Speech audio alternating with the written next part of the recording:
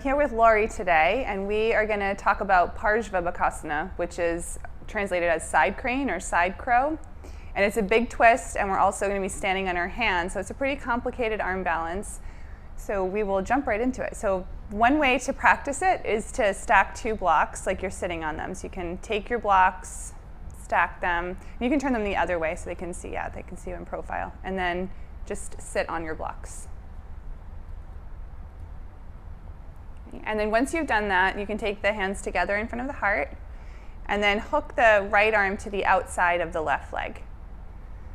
Okay, so if this twist is hard for you, then my advice would be to work on twisting a little bit more so you can find a deep twist before you think of coming into the arm balance, because as soon as you come into the arm balance, if your twist isn't deep enough, your leg is going to slide right off the arm, and it's just going to be a very frustrating experience. So you can work this twist until you feel that sense of opening through the chest, and you can get high up on the upper arm and high up on the leg. Okay, so once you've been practicing this for a while and you feel like your twist is getting a little deeper, then you can take your hands to the floor, Laurie. So we're going to set our hands just as we would for every down dog, plank, chaturanga, up dog. So they're shoulders distance, and even if they're not lined up directly with your mat like Laurie's are, just make sure that your fingertips are on the same plane so you don't have one hand in front of the other. And then she's going to lift her hips up pretty high.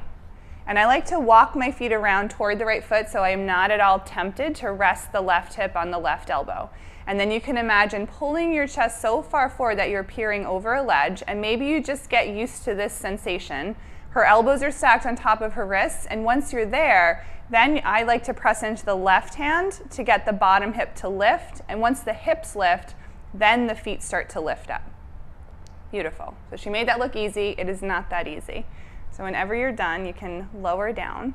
So some of the things to think about or to work on if you're interested in coming into this pose is finding that action of root rebound where you press into your hand so the bottom hip lifts up. So you could practice that in something like side plank. When we're in side plank, we root down into our hand and that bottom hip lifts. And it's a big, big strengthener for the oblique muscles. And then the other thing that you want to remember is that we don't want that hip to sit on the elbow. So when that happens, the shoulders get lopsided, which brings us back into that horrible shoulder where we could end up hurting our rotator cuff. And then we also miss the twist.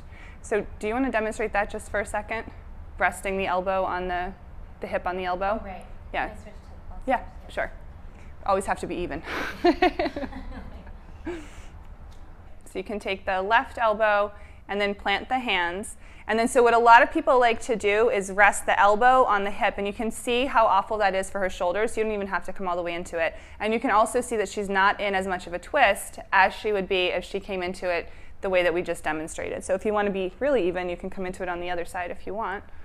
And so that you guys have another visual, you pull your chest as far forward as you can. You can see she's walking her feet over. And then once the elbows are stacked over the wrists, press into the right hand to lift the bottom hip, and then the feet lift up on their own. So we don't lift the feet first and hop and hope. We're squeezing or pressing the right hand down to lift the hip, and then the feet go along for the ride. So this is a more advanced pose, but sometimes it's really fun to try these advanced poses while also working in the sort of preparatory poses in between trying them so that you can see how your progress is going.